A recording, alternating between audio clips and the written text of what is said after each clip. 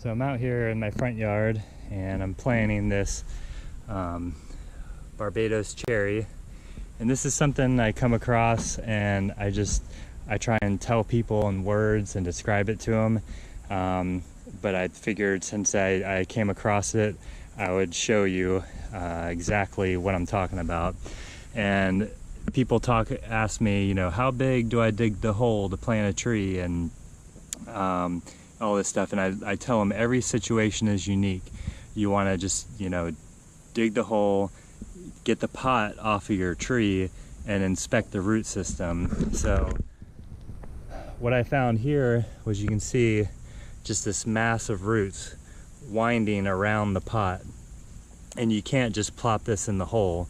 The roots are going to continue to grow in that direction, and they'll eventually strangle each other out, and the tree will get no structural support from the root system. So what we got to do in this instance is, you know, tease the roots out, get them away from going in a circular direction. And this is gonna take some time, you know, just be easy with it, don't overdo it. And you know, you want to untangle this rat's nest of roots, because you want the roots going outwards. And then once you get this all done, once you get everything untangled, you're gonna have to come back, revisit your hole, and dig it wider so you can lay the roots going outwards. So I'm gonna continue to untangle this. I'll come back when I have everything untangled, and I'm gonna get my hole dug a little bit bigger and show you guys what I'm talking about. So I've enlarged my hole. It looks kind of ridiculous for a hole this size for a little 3-gallon pot, but trust me, this is what's needed. And I still didn't even dig it long enough, so I wanted to show you what I do, kind of a technique I use. See this long root? I want to get it out, going in this direction as far as I can, but it's kind of beyond where I dug the hole. So what I'm going to do is I'm just going to lay the root to the side, and I'm going to grab my shovel, and I'm going to make like a groove kind of perpendicular to the hole.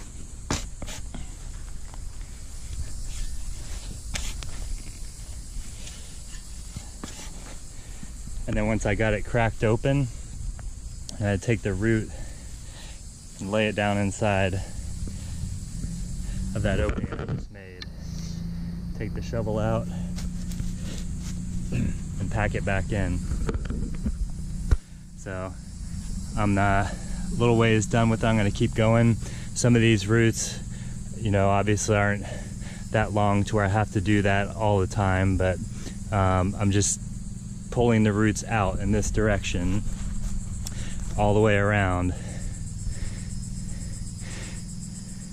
It's a chore trying to untangle all this stuff, but trust me, I know from experience it's needed.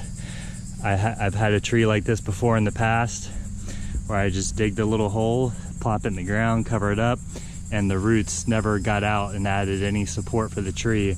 And I always had issues with that tree falling over every time the wind blew, and that shouldn't have happened. So you got to do things right the first time. Okay, so now I got all my roots untangled and spread out and laid out. So you can see here, that looks much better. Your roots are going to be able to reach further and get more nutrients, more water uptake, you know, the bigger footprint they have. Also, what I've done is I've taken some of the roots and kind of buried them more straight down. So I'll dig a little hole and take a root and get it pointed down in that direction. So once you're done, you want to be kind of gentle with how you backfill the hole. You know, you don't want to destroy all the work you just did. So kind of pack the fill dirt back in around the roots. You don't want to leave any air pockets. That's a bad thing, but you don't also want to pack it down so tight that you destroy the roots that you work so hard to spread out. So I'm gonna keep filling the hole back in, and we'll see it when it's finished. One thing I also want to point out too, slightly higher, your root ball slightly higher than the grade of the ground. I'm looking at about 1 to 2 inches taller. I know in my area this is very important because excessive moisture in the rainy season is a huge problem. So I always tell people plant a little higher. You never want to plant lower. You want some of these surface roots to be exposed so that when the tree gets bigger, there's a little bit of a root flare at the base of the tree that goes down into the ground. You don't ever want that root flare to be buried underneath the ground. So that's another tip. People ask all the time kind of how deep to plant it. Always a little higher, never ever lower, because these trees will settle a little bit when you dig the hole, and then you start to get rain and everything settles a little bit. It's going to work itself down. So that's why I always recommend a good 1 to 2 inches higher than the grade of the ground. Okay, here's the finished product. The roots have all been spread out, lightly packed in. Backfilled it all, and as you can see, the base of the tree is sticking up a little bit proud, and that's okay. I do also recommend removing any staking from the tree as soon as possible. This one has a bamboo stake, and it's tied to it. I recommend doing that as soon as you can. However, I'm going to leave it on this guy. It may need to be on for a few more months just because it is pretty loose. Barbados Cherry, the common propagation technique on these guys is air layering or rooting cuttings. So they do not have a taproot to help be more structurally sound. So it is going to need a little bit of extra support for a while until it can grow a better root system. And I will kind of prune this down a little bit. It is kind of top heavy, so I'm gonna make it a little smaller so the roots don't have to support as much upstairs.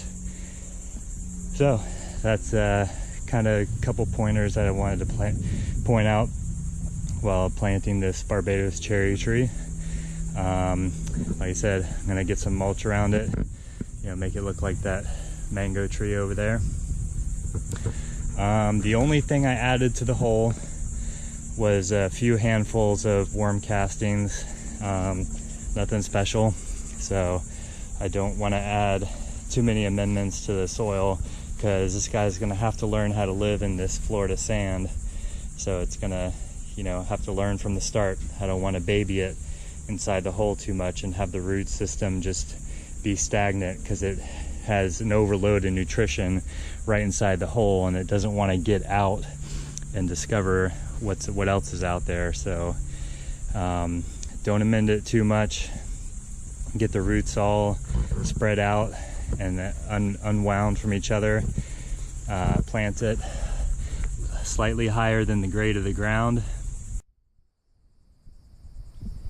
All finished up. Here's how she looks, all pruned up. Got the mulch down.